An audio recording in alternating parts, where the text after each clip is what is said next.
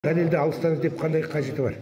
Кешегі Қазақстанда пайда болған, қазір дамып өркендеп бір тіпті діни емес, саяси күшке айналған уахабизм, салафизм идеясының негізгі қолдаушылары және дем берушілері, қаржыландырушылары ол жаңа Қайрат Сатыбалды айтылып жатыр ғой. Оның артық қандай дәлел керек? Ал Қайрат Сатыбалды өзінің ағасының жаңа ескі Қазақстанның ишарасынсыз, қолдауынсыз ешқашан ондайға бармайды. Мына 2000 жылдардың басында, мөлшері 2002-2004 жылдары сол Нұрсұлтан Назарбаевтың ишарасымен, ымдауымен келген. Себебі жаңағы мынау уахабизмде бар ғой, патшаға қарсы шықпа деген.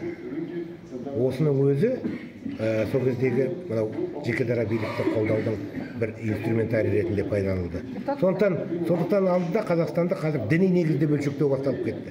Мына жақтан уахабизм шықты, салафизмі бар, құраниттері бар, басқалары бар деген сияқты қазақ халқын ұлттық негізде біріктірмеу керек болды.